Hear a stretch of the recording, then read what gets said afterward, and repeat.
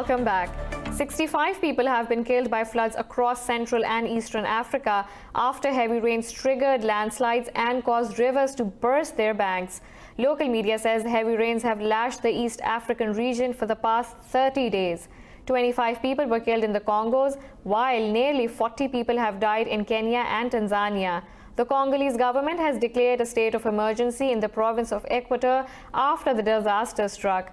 Local authorities said over 180,000 people are in need of humanitarian assistance in the region. They said various diseases and epidemics are being feared in the aftermath of the floods. Forces loyal to General Haftar have announced a no-fly zone over western Libya as the battle for the capital Tripoli continues. LNA spokesman Ahmad al-Mismari said the decision has been taken as a result of advancement of their forces into the capital. Al-Mismari said it is necessary to warn the aviation authority and all airline companies using this area. The spokesman said any suspicious target that threatens the safety of the people will be fired upon. The announcement comes a few days after an Italian drone was shot down by the LNA. Pakistan has rejected U.S. concerns over the China-Pakistan economic corridor. Speaking to media in Karachi, Minister for Planning Asad Umar said both countries are benefiting from CPEC. Umar was reacting to U.S. Assistant Secretary of State for South Asia Alice Wells' statement that called the project a debt trap for Pakistan.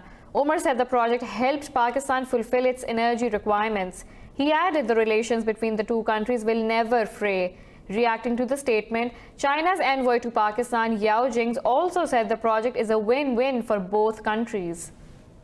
Congressman Brad Sherman has sought President Donald Trump's assistance to arrange a visit to U.S. diplomats to Indian-occupied Kashmir. In a letter to Assistant Secretary Alice Wells, Sherman said U.S. diplomats must be allowed to see the situation on the ground. The congressman said he is concerned about state of human rights in the valley because of the information blackout of the region. He said India earlier denied U.S. diplomats visit to the valley but allowed certain European Parliament members to go. He asked Wells to share the reasons given by New Delhi for refusing permission to U.S. diplomats. Sherman also asked Wells to provide details of classified hearing from State Department regarding Indian-occupied Kashmir. Indian Sikh pilgrims have accused New Delhi of creating hurdles for their visit to Kartarpur Temple in Pakistan. Pakistan opened Kartarpur corridor on November 9th, promoting religious harmony. The Indian Sikhs said they are facing exhaustive investigation, tiring registration process and harassment by Indian authorities and police. An Indian Sikh said he wanted to get registered his whole family for pilgrimage, but authorities registered only 1 out of the 7. Another Sikh said Indian police harassed the pilgrims who apply for Kartarpur visit and people under 35 are not allowed to visit the shrine. Reacting to reports, Pakistan Sikh Gurdwara Prabandhak Committee in charge, Sardar Surat Singh, said India is not reciprocating Pakistan's friendly gesture. Moscow says Iran has sought a loan of $2 billion from Russia to build its infrastructure.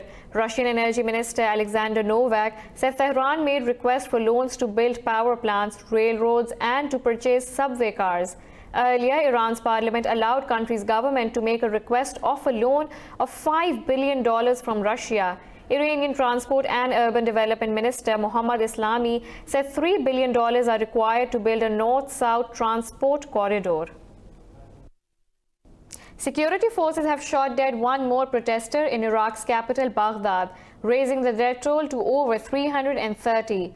Medics say several others were also wounded when security forces fired tear gas and live bullets at them. Street battle erupted in Baghdad when security forces tried to stop protesters from reaching the Iraqi Central Bank building. Earlier, U.S. Vice President Mike Pence said Iraq's Prime Minister has assured him that his government will show restraint while handling protests. Deadly use of live ammunition, tear gas, and stun grenades against unarmed demonstrators have stoked the unrest. Protesters are demonstrating against corruption and unemployment since last month. Hong Kongers are voting in the city's first local election since violent demonstrations broke out 5 months ago. 452 councillor seats are up for grabs in the polls. Government says the turnout so far has been 3 times more than the previous district council polls in 2015. A record number of over 4 million citizens have registered to cast their ballot. Protests have been muted recently to avoid delay in polls as pro-democracy figures urge citizens to vote. I urge more people around the world to stand with Hong Kong, and more Hong Kongers should come out to vote. District council election is the election in more community-based, focused on more district or constitution issue instead of overall Hong Kong political system reform. The US says an initial trade agreement with China is still possible by the end of the year. Speaking in Halifax, US National Security Advisor Robert O'Brien said the Phase 1 deal is in the pipeline, but he tied the probability of a deal with China's activities in Hong Kong, the South China Sea and other areas of the world. Earlier, President Donald Trump said he had told Chinese counterpart Xi Jinping crushing Hong Kong protesters would have an impact on trade deal. China's President Xi Jinping says Beijing wants to reach a preliminary trade deal with the US, but is not afraid to fight back when necessary. Pope Francis has called on the world leaders to abolish all nuclear weapons, calling their possession perverse and indefensible. He is on a first papal visit to Japan in nearly 4 decades. Francis asked political leaders to remove their nuclear reliance as it cannot protect the public from threats. The pontiff is scheduled to meet with Japan's Emperor Norihito and Prime Minister Shinzo Abe. On Monday, Francis will meet victims of the earthquake, tsunami and nuclear meltdown in 2011. Romanians are voting today in the second and final round of their presidential elections. Incumbent President Claudiu Iohannis won the first round with 39% of the vote. Pre-poll surveys show Iohannis is ahead of his rival, former Prime Minister Viorica Dancila. Under Iohannis' government, Romania rolled back anti-corruption measures and weakened the independence of the courts.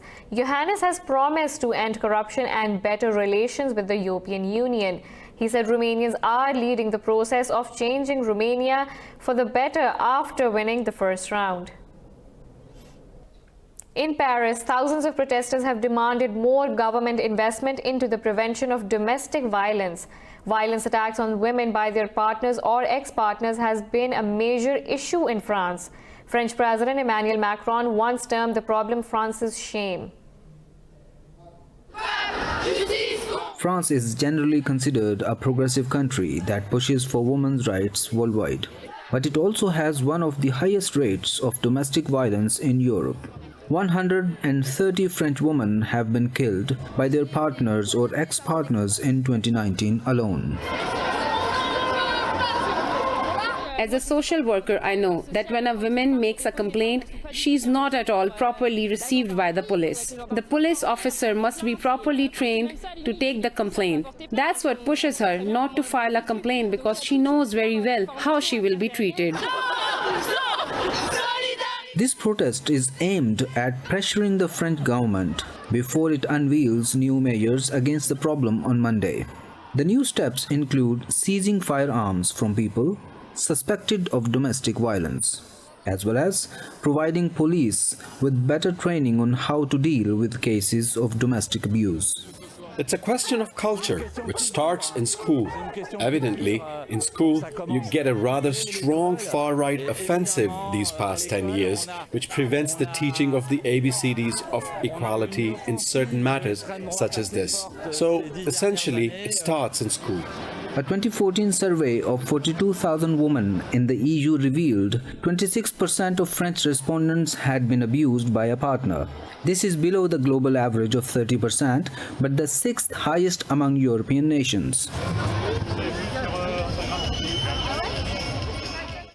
Italy's Coast Guard has rescued 149 migrants after their boat capsized in stormy seas near the Italian island of Lampedusa. Authorities say 20 others are still missing as the search operation continues. The Coast Guard said the vessel was overloaded with 160 people, causing the incident. It said a pair of their boats, aided by a Navy boat, plane and helicopter, are searching the sea for the missing people. Lampedusa in the Mediterranean is the first European landfall for migrants fleeing their home countries from North Africa. We're taking a short break. Stay with us.